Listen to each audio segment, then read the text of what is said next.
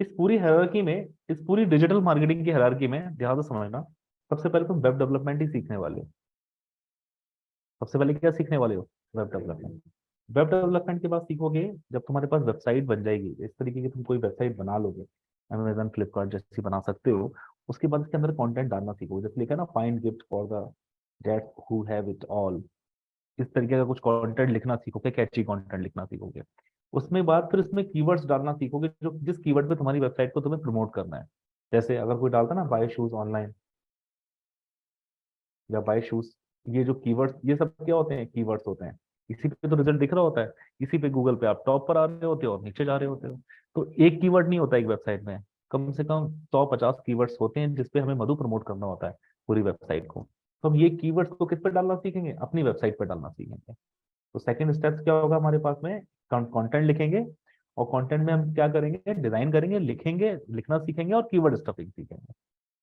उसके बाद हम एनालिटिक्स सीखेंगे। ये मैं हायरार्की बता रहा हूँ तुम्हें, हायरार्की क्या है। एनालिटिक्स को सीखेंगे क्योंकि जब तुम्हारी वेबसाइट और मोबाइल ऐप बन जाएगी, उसके बाद उस पर ट्रैफिक आना शुरू होगा। मार्केटिंग करोगे, मार्केटिंग से क्या करेगा? लोग देखेंगे, देखेंगे तो लोग आएंगे तुम्हारी वेबसाइट पे। आप मान के चलो मधु कि तुम्हारी जो ट्रैफिक है वो तुमने प्रमोशन कहाँ करना है? दिल्ली में करना है, लेकिन वो लोग कहाँ से आ रहे हैं? नोएडा से आ रहे हैं। प्रमोशन कहाँ करना है आपको? दिल्ली में करना है, लोग कहाँ से आ रहे हैं? नोएडा से आ रहे हैं, तो गलत प्रमोशन हो रहा है। ये कौन बताएगा हमें? एनालिटिक्स बताता है। कभी देखा है अचानक से बाय शूज ऑनलाइन डालते हो तो लैपटॉप पे भी ऐड आ जाते हैं, मोबाइल पे भी ऐड आने शुरू हो जाते हैं? ये कैसे हो जाता है? सामने वाले की कुकीज कैप्चर करना, उसका इंटरेस्ट कैप्चर करना, कि वो सोच क्या रहा है इस टाइम पे, उसके दिमाग में क्या चल रहा है, उसके अकॉर्डिंग उसको ऐड दिखाना है। ये सब कौन बताता है? एनालिटिक्स बताता है। आपकी वेबसाइट पे कितने विजिटर डेली आए और कितने विजिटर डेली में से कितने लोगों ने आपके कॉन्टेक्ट पेज पे विजिट किया, ये सब कौन बताएगा आपको? एनालिटिक्स बताएगा। इसलिए मार्केटिंग से पहले एनालिटिक्स क्यों कराया जाता है? क्योंकि ट्रैफिक आए लेकिन गलत ट्रैफिक ना आए। एनालिटिक्स का मतलब होता है, एनालिटिक्स इस पूरी डिजिटल मार्केटिंग का ना सबसे इंपॉर्टेंट कॉन्सेप्ट है। और ये एक एनालिटिक्स ही है जो मशीन डिपेंडेंट नहीं हो सकती। जैसे जोमेटो है, जोमेटो है ना, स्विगी है, ये क्या करती है? फूड ऑर्डर करती है। डेली अगर मैं इसकी एनालिसिस करूं पीयूष, डेली अगर मैं इसकी एनालिसिस करूं, तो डेली इस पर सपोज करो 100 कस्टमर आते होंगे, 100 विजिटर आते होंगे जोमेटो के पास में, दिल्ली एनसीआर से। अचानक से कोविड आ जाए फिर से दोबारा, दिल्ली एनसीआर में लोगों को खाना बनाने की तो वैसे भी आदत नहीं है, बनाना जाता है? भाई, दिल्ली एनसीआर में कहाँ दो मियाँ बीवी होते हैं, दोनों सुबह शाम जॉब करते हैं, है ना? ना पति को खाना बनाना आता है, ना पत्नी को खाना बनाना आता है, तो सीधे अचानक से जोमेटो और स्विगी पे भीड़ बढ़ जाएगी। ये डिजिटल मार्केटिंग में पहला हम लोग वेब डेवलपमेंट करते हैं। इसको थोड़ा कंपेयर कैसे करो ट्रेडिशनल मार्केटिंग से? ट्रेडिशनल मार्केटिंग में हम लोग क्या करते थे? ट्रेडिशनल मार्केटिंग में हमें अगर कोई मार्केटिंग करनी होती थी, हम लोग पॉम्पलेट छपवाते थे, तभी तो डिस्ट्रीब्यूट करेंगे। होर्डिंग्स पहले बनवाएंगे तभी डिस्ट्रीब्यूट करेंगे। और जो कंटेंट किस पर होगा? होर्डिंग्स पर ही होगा। तो कंटेंट किस पर होने वाला है? पॉम्पलेट्स पर होने वाला है। तो सबसे पहले हमें क्या करना है? हमारे पास अपनी खुद की वेबसाइट होनी चाहिए और खुद की मोबाइल ऐप होना चाहिए, जिसपे हम कंटेंट दिखा सकते हैं। पहला पार्ट वेब डेवलपमेंट। हम लोग क्या सीखेंगे? Web development. Second part content design और राइट। जब हमारे पास वेबसाइट बन जाएगी, इस तरह की वेबसाइट हमारे पास में आ जाएगी, लाइक ये कुछ अमेजन जैसी वेबसाइट आ गई, फ्लिपकार्ट जैसी वेबसाइट्स आ गई हमारे पास में, हम लोग बनाना सीख गए। उसके बाद हम इसमें कंटेंट लिखना सीखते हैं। कंटेंट मतलब जैसे लिखा है ना, find gift for that who have to all, इस तरीके का कुछ बहुत बड़ा बड़ा बड़ा कंटेंट लिखना सीखते हैं। अब ये कंटेंट में भी बहुत ग्लिच होते हैं। कॉन्टेस्ट नहीं होना चाहिए, प्लेगरिज्म इश्यूज नहीं होने चाहिए, बहुत सारी चीजें होती हैं जो तुम सीखोगे। लेकिन सेकंड स्टेप कौन सा होगा डेवलपमेंट के बाद में? कंटेंट, जो उस पर दिखेगा।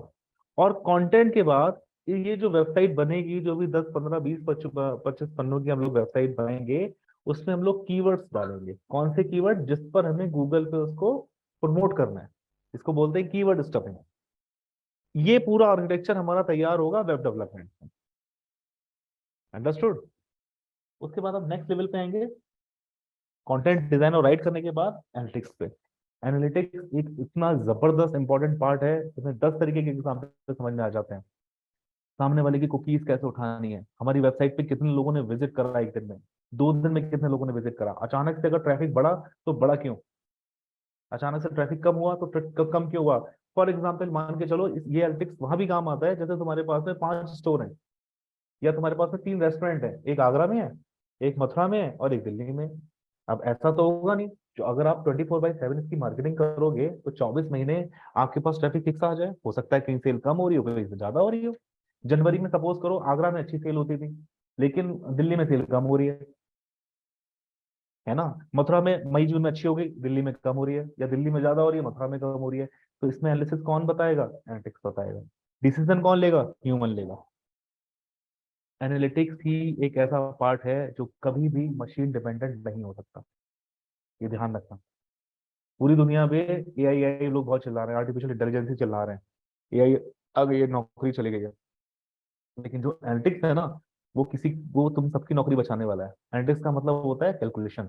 और कैलकुलेशन जो होती है, और कैलकुलेशन में तीन चीजें होती हैं। एक ह्यूमन इमोशंस होते हैं, वो भी इंक्लूड होते हैं। मैंने कहा अचानक से अगर कोविड आ जाए, अचानक किसी को पता है कोविड आ जाए, दिल्ली एनसीआर में 100% जोमेटो और स्विगी की डिमांड अचानक से बढ़ जाएगी। अभी दिवाली और होली आ जाए, ठीक है, अचानक में आईआरसीटीसी की डिमांड बढ़ जाएगी, ट्रेन बुकिंग करने वालों की डिमांड बढ़ जाएगी, है ना। तो एनालिटिक्स कौन है? एनालिटिक्स एक ऐसा पार्ट है जो आपको बताता है कि मार्केटिंग में करना क्या है। ठीक है।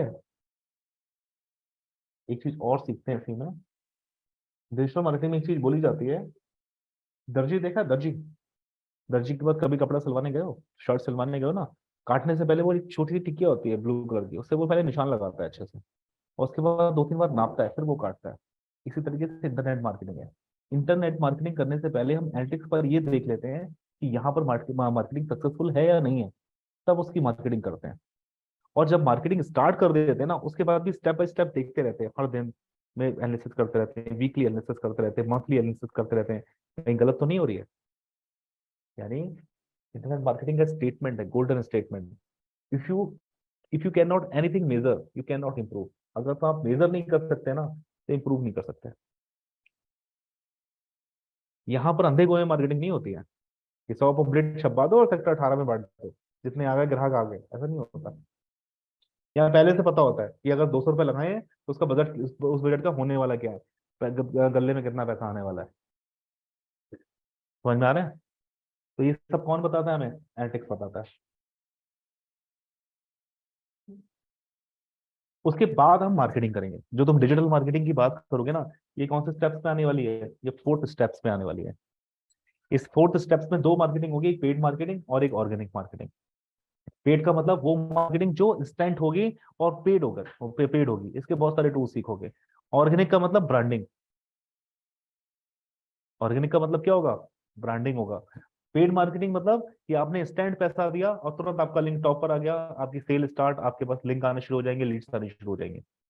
ऑर्गेनिक मतलब इट्स टाइम टेकिंग प्रोसेस, 2, 4, 5 महीने लगेंगे, बट स्टेबिलिटी बहुत स्ट्रांग होगी इसमें। जैसे इन दोनों में डिफरेंस समझो।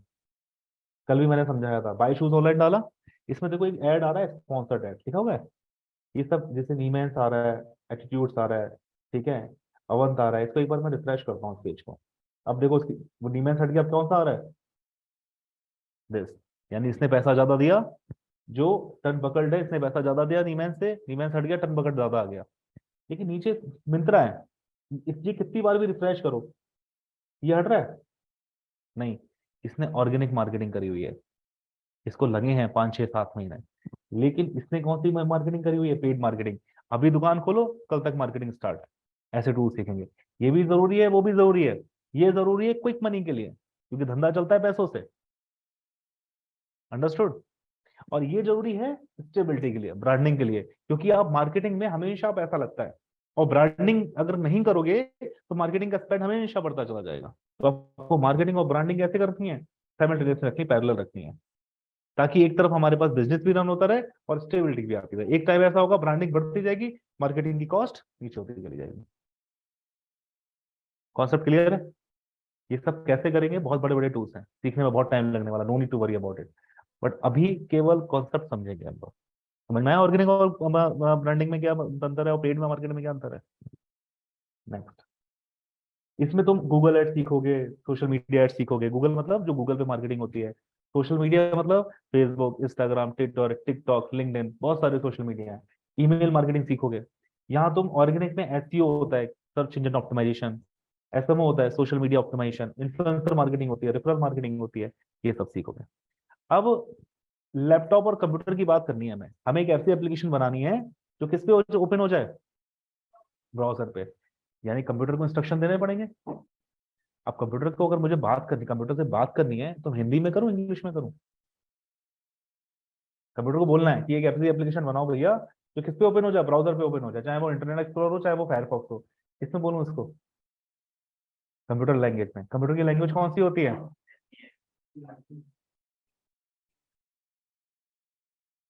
ये तो हमारी लैंग्वेज है, सी हम सीखते हैं, एचटीएमएल भी हमारी लैंग्वेज है, सब हमारी है। कंप्यूटर किसमें समझता है ये बताओ? बाइनरी लैंग्वेज में, वेरी गुड। जीरो और वन में। जब से बेचारा पैदा हुआ है तब से एक ही लैंग्वेज समझ रहा है, जीरो और वन, इसके अलावा वो कुछ नहीं जानता। उसके बाद जब वो पैदा हुआ, जीरो और वन में समझता था, उस समय एक बेसिक चलती थी, वो जीरो वन में बात करती थी। कभी इंटर में पढ़ा होगा तुमने, अगर तुमने इंटर करा होगा, बाइनरी टू डेसिमल कन्वर्ट करना, डेसिमल टू बाइनरी कन्वर्ट करना, उस समय हालत खराब हो जाती थी एक नंबर को कन्वर्ट करने में। और मैं बोलूँ माय नेम इज विशाल सक्सेना, इसको कन्वर्ट करो जरा जीरो और वन में, इसमें तो हालत ही खराब हो जाएगी फिजिक्स में।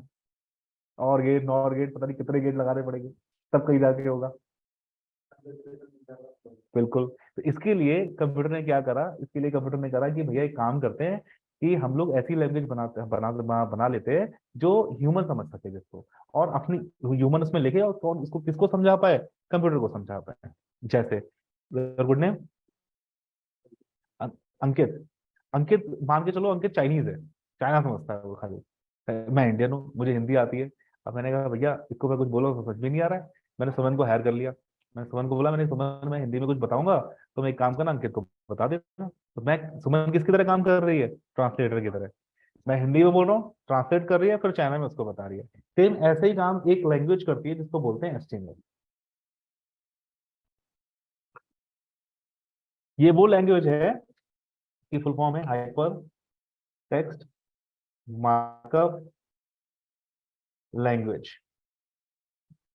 अब ये लैंग्वेज क्या है? एक ट्रांसलेटर का काम करती है, जो कंप्यूटर को बताती है जीरो वन की फॉर्म में कि ये जो भैया विशाल सक्सेना जो कुछ बोलना चाह रहे हैं ना, वो ये बोलना चाह रहे हैं कि तुम्हारा जो कोड है वो ब्राउजर पे दिख जाए, यानी ये वेबसाइट बनाना चाह रहे हैं। ये कौन बताएगा? Hyper text markup language.